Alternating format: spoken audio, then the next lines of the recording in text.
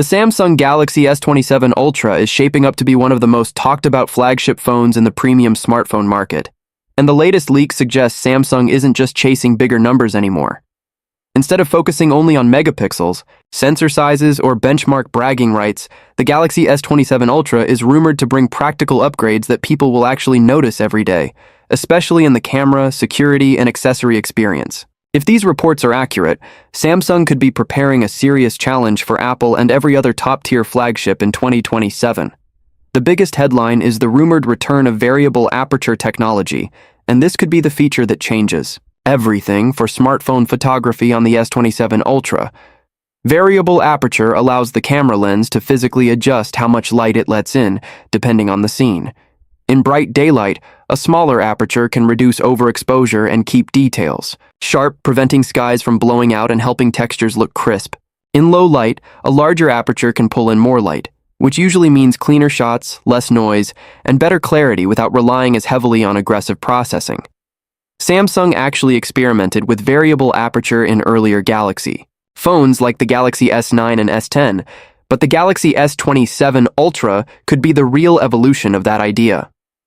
Instead of a simple two-step aperture system, leaks suggest Samsung may introduce multiple levels of aperture adjustment, giving the camera more flexibility across different lighting conditions. If that happens, it's not just a nice camera feature. It's a serious tool for people who shoot a lot of photos and videos because it helps the phone adapt more naturally, whether you're filming in harsh midday sun, shooting indoor, portraits, or recording at night under streetlights, and that leads directly into the next big rumor: a redesigned triple camera setup that aims to simplify the system without sacrificing versatility. According to leaks, the Galaxy S27 Ultra camera specs may include a 200mp main sensor, rumored to be the ISOCELL HP6, paired with a 50mp ultra-wide camera and a 50mp telephoto camera with 5x optical zoom. On paper, it sounds like Samsung is refining what already works: high detail on the main sensor, a strong ultra-wide for landscapes and group shots, and a proper long-range zoom lens for distance. But there's a twist, and it's a major one. The Galaxy S27 Ultra is rumored to remove the dedicated 3x telephoto lens that previous Ultra models have used. That might sound like a downgrade at first, but Samsung may be replacing it with a smarter approach: crop zoom powered by the massive 200mp main sensor. Because the main camera captures so much resolution, the phone can crop into the image to simulate zoom while still preserving sharpness. If Samsung's processing is good enough, this could deliver a clean mid-range zoom experience without needing an extra lens, freeing up internal space and potentially improving the phone's design, layout, and efficiency.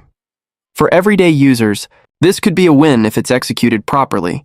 You'd still get ultra-wide for big scenes, a strong main camera for most shots, and a 5x optical telephoto for real zoom. Then the space between, like 2x to 4x, could be handled by high-quality sensor cropping. The idea isn't just simplifying for the sake of it, it's making the camera system more efficient while keeping the experience smooth and consistent, especially for video where switching between lenses can sometimes cause color shifts or exposure changes. Another rumored upgrade that could push Samsung's imaging even further is something called Light Adaptive Fusion Image Capture, or LAFIC. If Samsung brings LAFIC to the Galaxy S27 Ultra, the goal seems to be better light retention and smarter processing, especially in difficult lighting. Think scenes with bright highlights and dark shadows, like a sunset with people in the foreground, or indoor shots near a window. Better dynamic range means the phone can keep detail in the sky without turning faces into silhouettes. In low light, it could mean more natural-looking nighttime photos and cleaner nighttime video with less grain and less smearing from noise reduction. This is important because smartphone cameras have reached a point where hardware upgrades alone aren't enough. The real battle is happening in computational photography, how the phone captures, combines, and processes light information. If LAFIC improves HDR balance and low light results in a way that looks more realistic and less overprocessed, it could become one of the Galaxy S27 Ultra's most meaningful real-world camera advantages. The front camera is also rumored to be getting serious attention, and this is where the Galaxy S27 Ultra could improve both security and content creation at the same time. Leaks suggest Samsung may introduce 3D face scanning for facial authentication, which would be a major step up from basic 2D face unlock systems. A 3D face scan creates depth mapping, which typically makes it harder to spoof with photos or flat images. If Samsung executes this well, it could provide a more secure and premium biometric option for users who want fast unlocking without relying only on fingerprints. At the same time, there's talk of a new square-shaped front camera sensor, which could sound minor until you think about how people actually create content today. Social platforms constantly switch between portrait and landscape formats, and many creators record both ways. A sensor designed to handle framing more naturally in multiple orientations could make selfies, vlogs, and video calls look better and feel easier, especially if it reduces awkward cropping or composition issues when switching formats.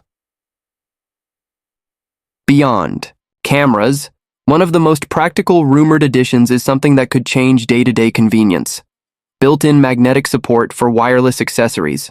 In other words, the Galaxy S27 Ultra may include magnets that allow snap-on chargers, mounts, stands, and cases, similar in concept to Apple's MagSafe ecosystem.